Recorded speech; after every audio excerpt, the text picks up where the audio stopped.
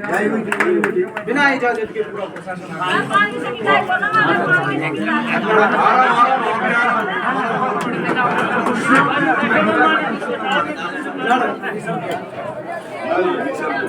भारत माता की जय। वंदे मातरम। वंदे मातरम। बीजेपी जिंदाबाद। वाह क्या बात है। राम राम साहब।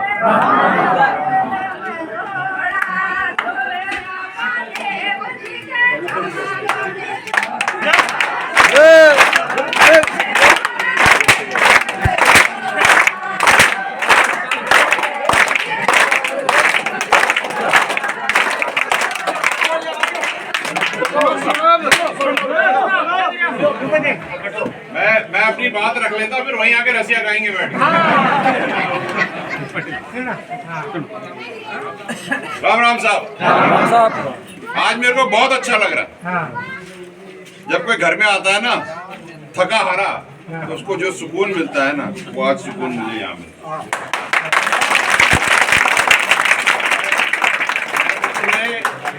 बहुत दिनों से रात को 3-3 बजे सोता हूँ, 5 बजे उठ जाता हूँ।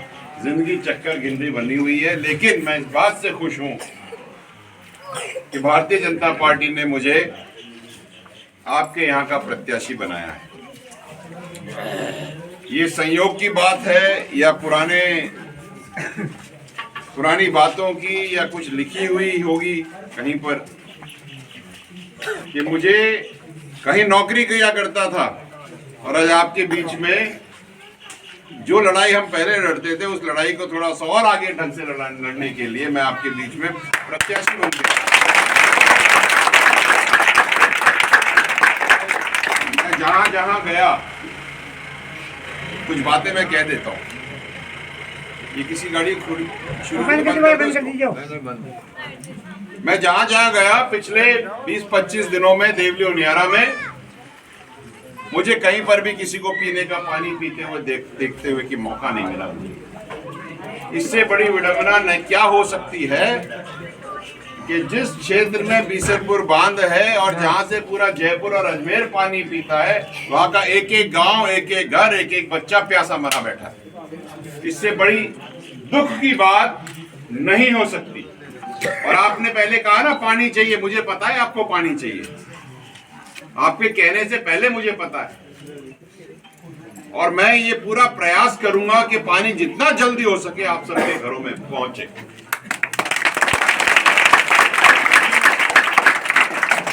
लेकिन क्या है ना कि भाषणों से काम नहीं होते। अगर कह ही देने से काम हो जाते तो आज सबके सब हीरो बन जाते।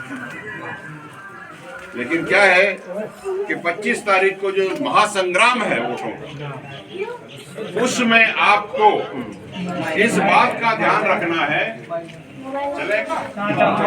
चले हेलो, अरे वाह ये बढ़िया, गले को भी आराम मिलेगा थोड़ा। जो 25 तारीख को महासंग्राम है उसमें आपको इस बात का ध्यान रखना है कि एक एक वोट जो भी पड़े वो सारे के सारे कमल पर ही पड़े, क्योंकि जिसने पिछली बार गलत वोटिंग कर दी उसका खामियाजा पूरे राजस्थान ने और खास करके विधानसभा देवली उनियारा ने पिछले 5 साल भुगता है। आप मुझे बताओ, एक बात पूछूं आप सबसे, जो यहाँ के स्थानीय विधायक हैं आपके आमली में कितनी बार आए? एक बार नहीं। एक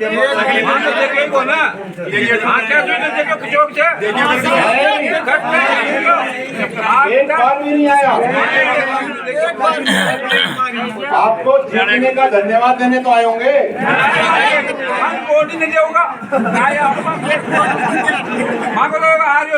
तो एक बात बताओ, अगर किसी ने उनको वोट नहीं दिया तो क्या वो इस क्षेत्र के विधायक नहीं है?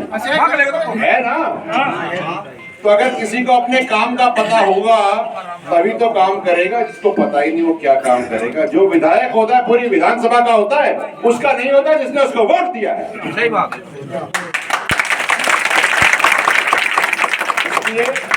और अगर आए भी नहीं है ना तो इससे बड़ी शर्मनाक बात हो ही नहीं सकती। 5 साल में एक दिन नहीं मिला, एक दिन नहीं। अरे गाड़ी से नहीं आते, रोडे तो बना ही नहीं, रोड से तो आ सकते नहीं। अरे ट्रेन से ही आ जाते यार, रुक जा। लेकिन क्या करें, ट्रेनों में बैठने की आदत नहीं होगी क्योंकि हवाई जहाज वालों। राजेंद्र जी बड़े बढ़िया इंसान, मैं उनकी बहुत तारीफ करता हूँ, मित्र है मेरे बहुत बढ़िया। राजेंद्र जी तो आओ, लेकिन उसके अलावा कोई आए। तो जो व्यक्ति नहीं आया आपके पास 5 साल में, उसको परमानेंटली भेज दो। जिसको हमारी जरूरत नहीं है, फिर हमें उसकी क्या जरूरत है? तो अपने घर हम अपने घर, राम राम साहब, सीधी सीधी बात है। हाँ, लेकिन जो काम की बात है वो ये है कि पीने का पानी नहीं है, अस्पतालों में डॉक्टर नहीं है, स्कूलों में टीचर नहीं है, रोड नहीं है, लाइट तो आप देख ही रहे थे, आती है और जाती है। और आपकी किस्मत तो अच्छी है कि पटरी के पास में रहते हो तो लाइट आ जाती होगी। उनका क्या होता है जिनको बिल्कुल नहीं आती? 8-8 घंटे कटती है तो 8 तो आती है, बिल्कुल नहीं आ रही। बहुत बढ़िया। और आप लोग क्या करते हो? तो जब आपके पास इतनी दिक्कतें हैं, इन दिक्कतों ठीक करने के लिए, और एक बात और, ये जो डर और दहशत का और भ्रष्टाचार का माहौल बना रखा है ना कि एक एक काम कराने के लिए 100 रुपए का नोट देना पड़ता है, ये अब से 25 तारीख के बाद से ये बंद हो जाएगा। और जो ये डराते फिरते हैं ना कि ये केस कर देंगे, तुम ये मत करो, ये केस लगा देंगे तुम्हारे पर, आज के बाद से डरने की जरूरत नहीं। कुछ हो मुझे बताना, मैं खड़ा हूं। कतई नहीं सोचना 2 बार। किसी भी जात का आदमी हो, किसी भी कौम का आदमी हो, हर व्यक्ति को समान दंड के लिए, समान अपराध के लिए समान न्याय मिलना चाहिए, चाहे किसी भी जात का आदमी हो। डकैत तो डकैत, ये नहीं हो सकता कि अमुक एक जात का व्यक्ति है उसको अलग तरीके से देखा जाएगा। नहीं, ऐसा नहीं चलेगा। जो भी व्यक्ति अपराध करेगा वो अपराधी होगा और उसको वही न्याय मिलेगा जो एक अपराधी को मिलता है, चाहे किसी भी जात का हो, धर्म का हो, कुछ भी हो। ये मेरा विचार है और हम यही करेंगे 25 तारीख के बाद। जिनकी आंखें बंद हैं वो अपनी आंखें खोल लें, क्योंकि बदलाव आ गया है और हम सब मिल करके जो ये भय और भ्रष्टाचार लगा रखा है ना, इसको बुलडोजर से रौंद देंगे। आपका बहुत बहुत धन्यवाद। आप लोगों ने इतना प्यार दिया, इतना स्नेह दिया, बहुत बहुत धन्यवाद। और बच्चों, तुम खूब पढ़ना। और एक बात और बता दो जाते जाते, जैसे कि माननीय मोदी जी पूरे भारत को आगे लेके जा रहे हैं, रोज कुछ ना कुछ नया करते हैं और भारत को 2 कदम और आगे लेके जाते हैं, उसी प्रकार से मेरा इरादा ये है कि जीत तो होगी साहब, और जीतने के बाद हम देवली उनियारा को एक ऐसी विधानसभा बनाएंगे, मॉडल विधानसभा बनाएंगे, तो दुनिया देखे जिंदाबाद। एक विधानसभा ऐसी भी हो सकती है। और आपकी जिंदगियों को आसान करने के लिए 7 बड़े कस्बे हैं देवली उनियारा विधानसभा में।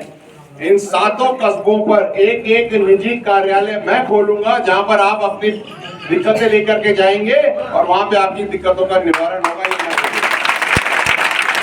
और एक और घोषणा करके जा रहा हूं, घोषणा नहीं, इसको तो लिख के गांठ बांध लो। 3 महीने में एक बार इन बड़े कस्बों में या छोटे कस्बों में कलेक्टर साहब और एसपी साहब दोनों की मिल करके दिन भर की कार्यशाला लगेगी, जहां पर आप अपनी बातें लेकर के आओगे। लोकायुक्त भी बैठाएंगे वहां पे, जिससे कि आपके जो छोटे मोटे केस है वो वहीं के वहीं खत्म हो जाए। मैं चाहता हूं कि सरकार आदमी के पास जाए, आदमी सरकार के पास न जाए, मैं ये चाहता हूं। लेकिन ये सब करने के लिए आपकी मदद चाहिए, 100% मतदान कमल के फूल पे होना चाहिए। एक भी अगर कांग्रेस में हो गया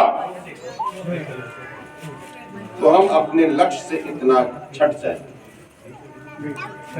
अगर आप अपने बच्चों की जिंदगी ठीक करना चाहते हो तो ये करो, क्योंकि आने वाले 5 सालों में हम वो दिशा और दशा तय करेंगे जिससे ये जो छोटे छोटे बच्चे जब 21 और 18 साल की उम्र के होंगे और दुनिया में कदम रखेंगे ढंग से, तो देवली उनियारा कैसा उनको मिलेगा ये इस 5 साल में हम तय करके उनको देख के जाएंगे।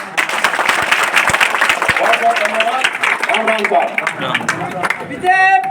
जिंदाबाद जिंदाबाद जिंदाबाद जिंदाबाद जिंदाबाद